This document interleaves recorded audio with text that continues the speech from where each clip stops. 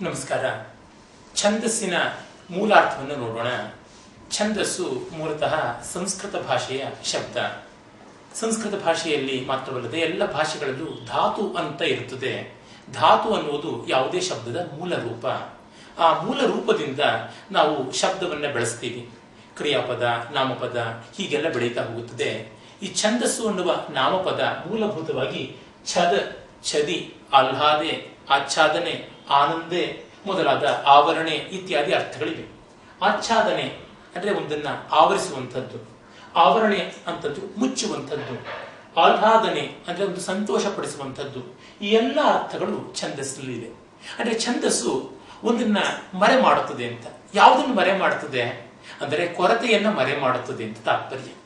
ಅಲಂಕಾರ ಅನ್ನುವ ಶಬ್ದ ಇದೆ. ಅಲಂಕಾರ ಅಂತಂದ್ರೆ ಇಂಗ್ಲಿಷ್ನಲ್ಲಿ ಫಿಗರ್ ಆಫ್ ಸ್ಪೀಚ್ ಅಂತ ಕರೀತಾರೆ, ಇಮೇಜರಿ ಅಂತ ಕೂಡ ಕರೀತಾರೆ. ಮಾತಿಗೆ ಸೊಗಸನ್ನ ತಂದುಕೊಡುವಂತಹ ವಾಕ್ಯ ವಿನ್ಯಾಸವನ್ನ ಅರ್ಥಾಲಂಕಾರ ಅಂತ ಕರಿತೀವಿ. ಮಾತಿಗೆ ಸೊಗಸನ್ನು ತಂದುಕೊಡುವಂತಹ ಧ್ವನಿ ವಿನ್ಯಾಸವನ್ನ ಶಬ್ದಾಲಂಕಾರ ಅಂತ ಕರಿತೀವಿ. ಇಲ್ಲಿ ಆ ಅಲಂಕಾರಗಳು ಕೊರತೆಯನ್ನು ಮುಚ್ಚುತ್ತವೆ.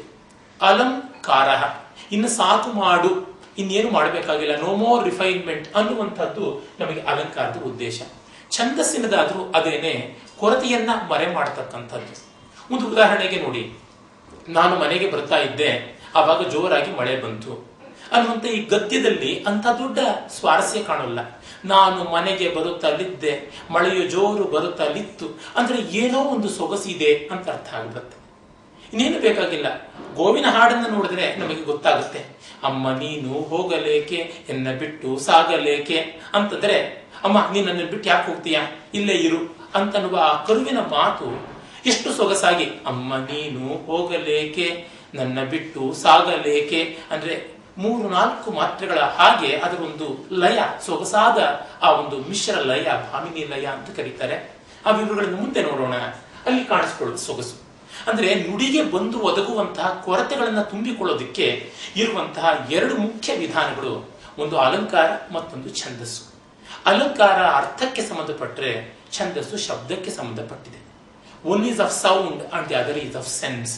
ಎರಡೂ ಕೂಡ ಸೇರಿಕೊಂಡಾಗ ನಮಗೆ ಶಬ್ದಾರ್ಥಗಳ ಸ್ವಾರಸ್ಯ, ರಸಮಯತ್ವ ಉಂಟಾಗುತ್ತದೆ ಅಂತ ನೋಡಬಹುದು. ಮತ್ತೆ ಇನ್ನೊಂದು ಆಹ್ಲಾದ ಅಂತ, ಸಂತೋಷ. ಈ ಸೊಗಸು ನಮಗೆ ಸಂತೋಷವನ್ನು ತಂದುಕೊಡುತ್ತದೆ. ಮರೆಮಾಚಿ ನಾವು ಯಾರನ್ನು ಮೋಸ ಮಾಡ್ತಾ ಇಲ್ಲ, ಯಾರಿಗೂ ಕಷ್ಟ ಕೊಡ್ತಾ ಇಲ್ಲ, ನಾವು ಸಂತೋಷವನ್ನು ಕೊಡ್ತಾ ಇದ್ದೀವಿ, ಸಂತೋಷವನ್ನು ಪಡೀತಾ ಇದ್ದೀವಿ. ಅದು ಇಲ್ಲಿರುವಂಥದ್ದು. ಯಾರಿಗೂ ಕೂಡ ಅರ್ಥ ಗೊತ್ತಿಲ್ಲದೆ ಇದ್ದವರಿಗೂ ತಿರುಕ ನೋರ್ವ ನೂರ ಮುಂದೆ ಮುರುಕು ಧರ್ಮ ಶಾಲೆಯಲ್ಲಿ ಹೊರಗೆ ತೊತ್ತಲೊಂದು ಕನಸ ಕಂಡನಂತೆನೆ ಅಂದ್ರೆ ಒಂದು ಸೊಗಸಿದೆ ಅಂತ ಗೊತ್ತಾಗುತ್ತದೆ. ಚೇಟಿ ಭವನ್ ನಿಖಿಲ ಖೇಟಿ ಕದಂಬ ತರು ವಾಟೀಶು ನಾಕಿ ಪಟಲಿ ಅಂತಂದ್ರೆ ಒಂದು ಸ್ವಾರಸ್ಯ ಇದೆ ಅಂತ ಗೊತ್ತಾಗುತ್ತೆ. ಮೇಯಿಸಿದಿವೋ ದುನಿಯ ಪೀಯೂಷ ವಾಹದಲ್ಲಿ ತನ್ನ ರಥ ರಾಜಿವಾಜಿಯ ನಹಸ್ಪತಿಯ ಸೂತಂ ಅಂತ ಕುವೆಂಪು ರಾಮಾಯಣ ದರ್ಶನದಲ್ಲಿರುವ ಮಾತುಗಳನ್ನು ಕೇಳಿದ್ರೆ ನಮಗೇನೋ ಒಂದು ಲವಲವಿಕೆ, ಸ್ವಾರಸ್ಯ ಉಂಟಾಗುತ್ತದೆ.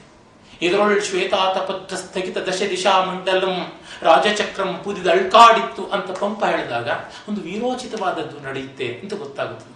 ನಿತಾಂತ ಕಾಂತ ದಂತ ಕಾಂತ ಮಂತ ಕಾಂತ ಕಾತ್ಮಜಂ ತ್ವಚಿಂತ್ಯ ರೂಪ ಮಂತ್ಯಹೀನ ಮಂತರಾಯ ಕೃಂತನಂ ಅಂದ್ರೆ ಅರ್ಥ ಗೊತ್ತಿಲ್ಲದೆ ಇದ್ದವನಿಗೂ ತಲೆ ತೂಗುವಂತೆ ಆಗುತ್ತದೆ.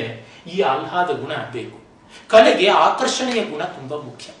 ಡಿ.ವಿ.ಜಿ ಹೇಳ್ತಾರೆ, ಸಿಡಿಯಾಪು ಕೃಷ್ಣ ಭಟ್ರು ದೊಡ್ಡ ಛಂದೋ ವಿದ್ವಾಂಸರು, ಅವರು ಹೇಳ್ತಾರೆ, ಕಲೆಗೆ ಪರಿಚಯ ಮತ್ತು ಅಪರಿಚಯ ಈ 2 ಅಂಶಗಳು ಬೇಕು.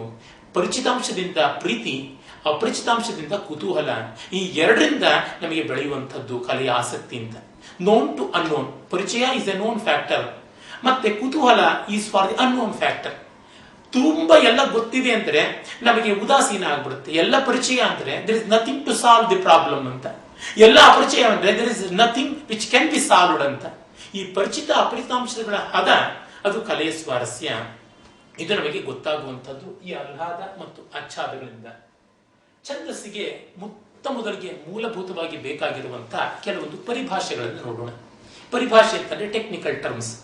ಅವು ಇಲ್ಲದೆ ನಾವು ಯಾವುದನ್ನು ಮುಂದುವರಿಸೋಕೆ ಸಾಧ್ಯ ಇಲ್ಲ. ವಿಸ್ತಾರವಾಗಿ ಯಾವುದನ್ನಾದ್ರೂ ಒಂದನ್ನು ಹೇಳಬೇಕಾಗಿರೋದನ್ನ ಅಡಕವಾಗಿ ಹೇಳಬೇಕು ಅಂತಂದ್ರೆ ಪರಿಭಾಷೆ ಅನ್ನುವಂಥದ್ದು ಬರುತ್ತದೆ. ಮಳೆ ಬಂದಾಗ, ಬಿಸಿಲು ಬಂದಾಗ ನಮ್ಮನ್ನ ಬಿಸಿಲಿನಿಂದ ಮಳೆಯಿಂದ ಕಾಪಾಡುವಂಥದ್ದು ಆ ವಸ್ತುವನ್ನ ಕೊಡೆ ಅಂತ ಕರೀತಾರೆ. ಅಂತ ಕೊಡೆ ಅಂತ ಅನ್ನೋದನ್ನ ತಾ ಅಂತ ಅನ್ನೋದಕ್ಕೆ ಮಳೆಯಿಂದ ಬಿಸಿಲಿಂದ ನಮ್ಮನ್ನು ಕಾಪಾಡಿಕೊಳ್ಳುವಂತಹ ಅರ್ಧ ಗೋಳಾಕಾರವಾಗಿರುವ ಕಪ್ಪು ಅಥವಾ ಇತರ ಬಣ್ಣಗಳಲ್ಲಿರುವಂತಹ ಕೈ ಹಿಡಿಯನ್ನು ಉಳ್ಳಂತಹ ತಂತಿಗಳಿಂದ ನಿರ್ಮಾಣ ಮಾಡಿದ ಬಟ್ಟೆಯಿಂದ ಆವೃತವಾದಂತಹ ವಸ್ತುವನ್ನು ತಾ ಅಂತಂದ್ರೆ ಅದೊಂದು ದೊಡ್ಡ ಪುರಾಣ ಆಗುತ್ತೆ. ಹಾಗಲ್ಲದೆ ಕೊಡೆಯನ್ನ ತಾ ಅಂತ, ಇದು ಸಂಜ್ಞೆ, ಟೆಕ್ನಿಕಲ್ ಟರ್ಮ್. ಆ ಸಂಜ್ಞೆಗಳು ಬೇಕು. ಅದಕ್ಕೆ ಮಾತ್ರೆ, ಲಘು, ಗುರು ಇತ್ಯಾದಿ ಸಂಜ್ಞೆಗಳು ಉಂಟು. ಮಾತ್ರೆ ಅಂದ್ರೆ ಒಂದು ಚಿಟಿಕೆ ಹೊಡೆಯುವ ಕಾಲ ಅಷ್ಟೇ ಕಾಲ. ಅ ಇ ಉ ಎ ಓ ಔ ಅವಲ್ಲ, ಅವು ಗುರು ಆಗುತ್ತದೆ. ಅ ಇ ಉ ಎ ಓ ಅ ಖ ಗ ಪ ಮ ಬ ಈ ರೀತಿಯಾದಂತ ಒಂದು ಉಚ್ಚಾರ ಕಾಲ. ಎರಡು ಉಚ್ಚಾರ ಕಾಲ ಆದ್ರೆ ಅ ಇ ಉ ಎ ಓ ಗ ಗೋ ಗೌ ಔ ಅಂ ಇತ್ಯಾದಿಗಳು, ಅದು ಗುರು ಅಂತ. ಈ ಎರಡು ಒಂದು ಚಿಟಿಕೆಗಳ ಕಾಲ ಸಂಸ್ಕೃತದಲ್ಲಿ ಇದನ್ನ ಒಂದು ಜೋಟಿಕಾ ಕಾಲ ಪ್ರಮಾಣ ಅಂತ, ಜೋಟಿಕಾ ಅನ್ನೋದ್ರಿಂದ ಚಿಟಿಕೆ ಶಬ್ದ ಬಂತು, ಅದರಿಂದ ಒಂದು ಮಾತ್ರೆ ಅಂತ. ಎರಡು ಜೋಟಿಕಾ ಕಾಲ ಪ್ರಮಾಣದಿಂದ ಎರಡು ಮಾತ್ರೆ ಅಂತ. ಮೊದಲನೇದು ಲಘು ಮತ್ತು ಎರಡನೆಯದು ಗುರು ಅಂತಾಗಿದೆ. ಮತ್ತೆ ಇವುಗಳನ್ನು ವಿಶಿಷ್ಟವಾದ ಸಂಜ್ಞೆಗಳಿಂದಲೂ ತೋರಿಸುವುದಾಗುತ್ತದೆ. ಈಗೆಲ್ಲ ಪರಿಚಯವಾಗಿರ್ತಕ್ಕಂಥದ್ದು ಲಘುವನ್ನ ನಾಮ ಆಕಾರದಿಂದ ತೋರ್ಪಡಿಸ್ತಾರೆ, ಗುರುವನ್ನ ಅಡ್ಡ ಗೀಟಿನಿಂದ ತೋರ್ಪಡಿಸ್ತಾರೆ. ಹಿಂದೆ ಎಲ್ಲ ಲಘುವನ್ನ ಒಂದು ಉದ್ದ ಗೀಟಿನಿಂದ ತೋರ್ಪಡಿಸ್ತಾ ಇದ್ರು, ಗುರುವನ್ನ ಎಸ್ ಆಕಾರದಿಂದ ತೋರ್ಪಡಿಸ್ತಾ ಇದ್ರು. ಇದು ಹಳೆಯ ಗ್ರಂಥಗಳಲ್ಲಿ ಕಾಣುವಂತಹ ಸಂಕೇತ. ಇದು ಹೊಸ ಗ್ರಂಥಗಳಲ್ಲಿ, ಇದು ಯುರೋಪ್ ದೇಶದಿಂದ ಪ್ರಚಾರವಾಗಿದ್ದು. ಗ್ರೀಕ್ ಭಾಷೆಯಲ್ಲಿ ಈ ರೀತಿಯಾದ ಲಘು ಗುರು ವಿನ್ಯಾಸ. ನಮ್ಮ ಪ್ರಾಚೀನ ಗ್ರಂಥಗಳಲ್ಲಿ ಈ ಬಗೆಯಲ್ಲಿ ಉದ್ದ ಮತ್ತು ಡೊಂಕು ಗೆರೆ, ಇಲ್ಲಿ ಯು ಆಕಾರದ ಗೆರೆ ಮತ್ತು ಅಡ್ಡಗೆರೆ ಈ ತರಹ ಇತ್ತು. ಈಗೆಲ್ಲ ನಾವು ಆಧುನಿಕವಾದದಲ್ಲಿ ಇದನ್ನೇ ಬಳಸಿಕೊಂಡು ಬರ್ತಾ ಇದ್ದೀವಿ, ತೊಂದರೆ ಇಲ್ಲ. ಸಂನ್ಯಾಸು ಕೇವಲ ಮವಿ ವಿದುಷಾಂ ವಿವಾದ ಅಂತ ಅಭಿನವ್ ಹೇಳ್ತಾನೆ. ಸಂಜ್ಞೆಗಳಲ್ಲಿ ವಿದ್ವಾಂಸರಿಗೆ ಜಗಳ ಅಷ್ಟೇ, ಸಾಮಾನ್ಯರಿಗೆ ಜಗಳ ಇಲ್ಲ. If they work it's well and good. ಈ ದೃಷ್ಟಿಯಿಂದ ನಾವು ಮುಂದಿನ ವಿವರಗಳನ್ನು ನೋಡೋಣ.